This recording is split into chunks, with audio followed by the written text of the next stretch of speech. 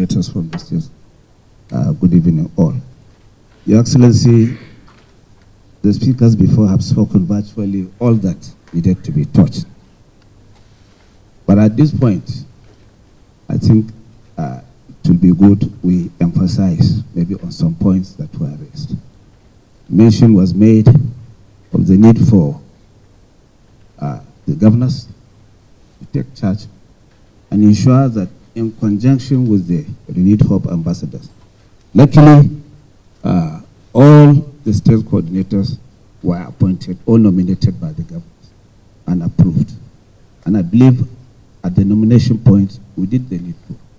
For example, I nominated Aisha Duku from Gombe, and Dizzy was so cheerful to ask, why a woman? I said, yes, this woman that you are seeing is an Iron lady. She contested and won twice to go to the House of Representatives. And beyond that, she chaired the INEC committee in the House of Representatives. Before then, she was Minister of State Education, a principal of a school, so she connected to virtually all the sectors of the communities.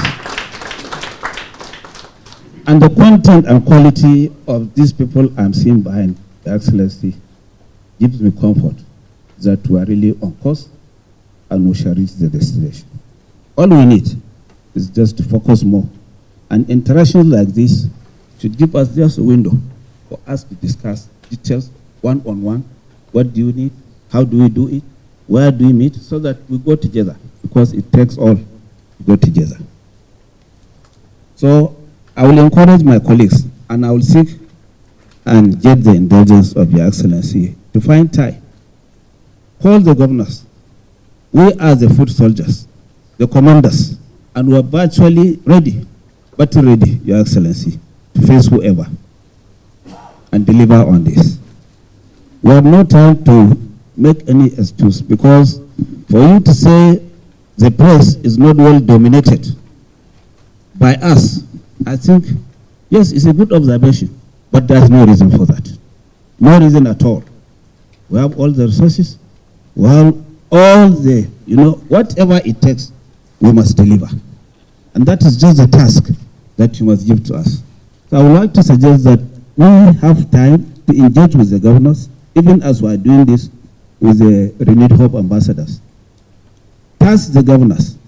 Everybody should go and deliver, because you have given all the facilities that we require in order to fight. A breathing space, physical breathing space, which is most important. I've heard the governor of Ekiti State mentioning that he is lucky that he is being governor. I was governor before. So now that I'm governor during this time, I know the difference better than you. Oh yes. Oh yes. So, Your Excellency, what remains is for us to start action. Action and action. That is just my own suggestion, and I stand by it. I thank Your Excellency for identifying. Even from here, it was just yesterday, did you call me and said, wow, I said, Ngombe, you must come because the president will address us on Thursday, 3 o'clock. I said, so be it. I didn't know he has gotten to all this and has organized this. Who else doing it? And the past governors, senators, representative members, and people that have, like my friend here.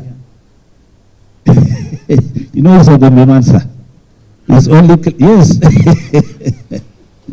Yes. So if we are talking of press, when he's there, then who? So we must organize, strategize, and then work on it. That is just on the well-established protocol.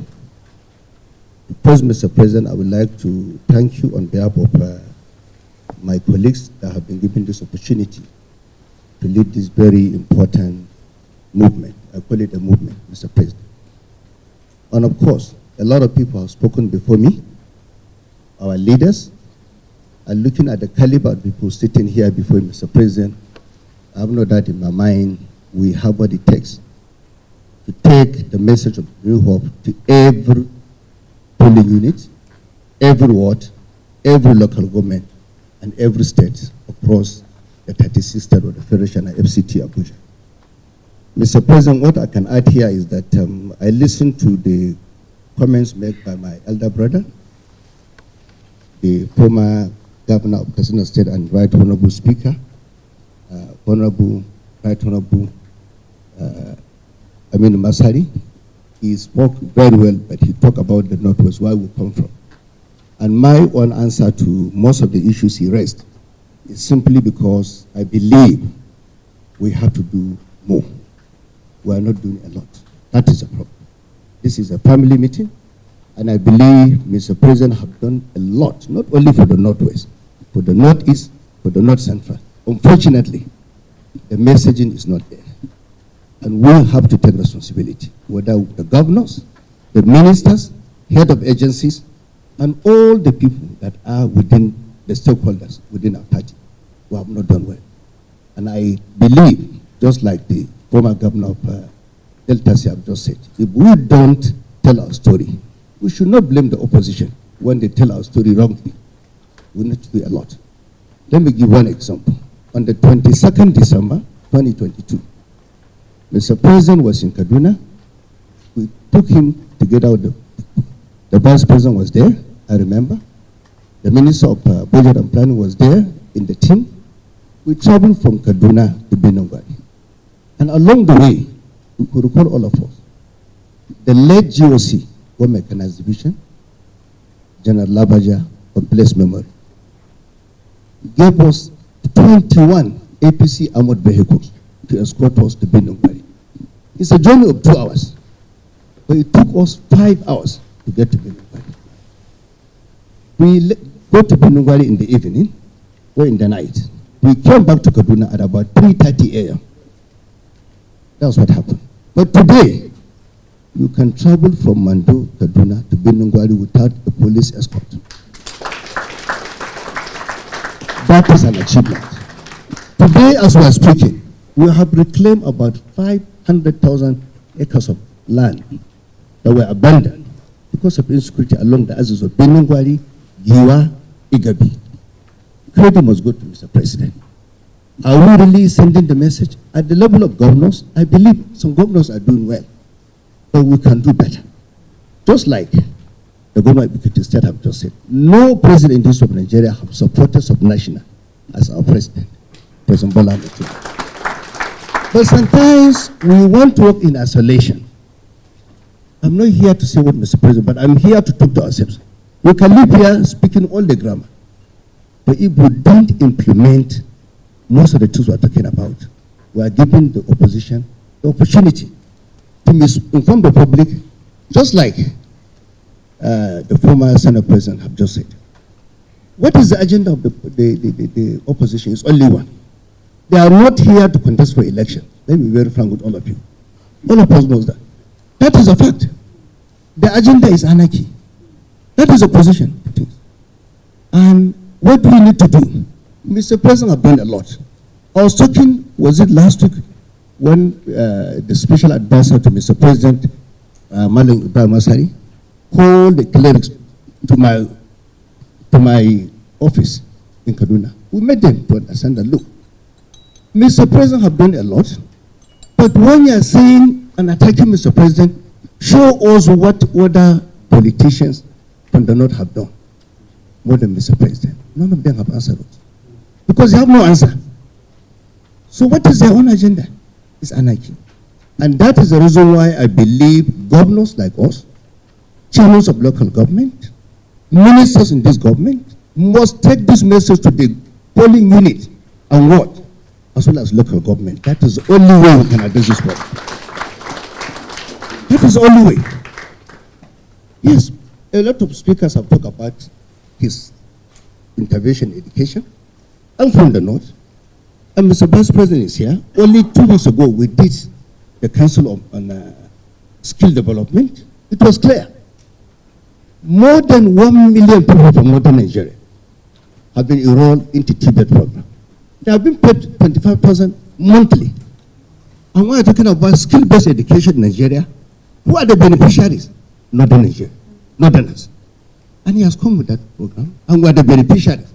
we look at the portal, we realize that the North are the one dominating. Who is really sending this message out? Who is doing that?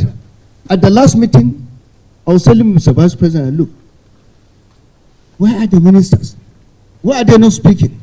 Why are the head of agencies? Why are they not speaking? People have to take responsibility, Mr. President. And when I met the Director General, I asked him one question. I said, I will not sit down in this donor ambassador movement if there's one person who have no conviction on what Mr. President is doing. Because we know where he's coming from. This is a man that fought for democracy in Nigeria. I was speaking with passion. Because when some of us were going to detention, he was there for us. He left the country and went to exile. When some of us were in prison. Today he invested for decades for this democracy. And the only way we can reward him is to ensure that we take these messages down to the grassroots. At this juncture, I want to thank everyone, but we must take these messages out. Thank you very much. President of the Federal Republic of Nigeria, Asiwaju Bola Ahmed Tinubu, DCFR, Your Excellency the Vice President, the Chairman of the party, the DG, the new Pope Ambassadors, let me adopt the existing protocol. Mr. President and the national leader of our party, I rise on behalf of your ambassadors and the subnationals to say thank you. We appreciate you for what you are doing for us at the subnationals. I'm a first-time governor, sir. And when I listen to the second-time governors sharing experiences of what they went through before we came on board, I give God all the glory that I'm a governor in a time like this.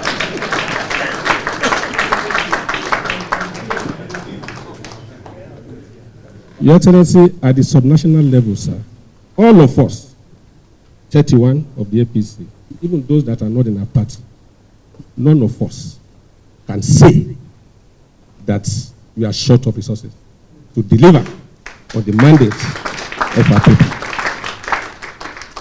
These resources came into being by your courageous reform, by your audacious reform, and by what you are doing at the center. Daddy, I've listened to those that are wailing. Nobody has accused you of incompetence. Nobody has accused you of ill-preparation. Nobody has accused you of lack of courage. And these are the ingredients that great leaders need. What they are saying is that these reforms has effect. And like an aircraft, when you take off, you have to combat the force of gravity before you assume stability. So their wailing is of no consequence. At the subnational levels, we have all agreed to cooperate with the zonal coordinators and with the state coordinators of the new Pope Ambassadors. Like Governor Masari said, this is not your fight. It is our fight.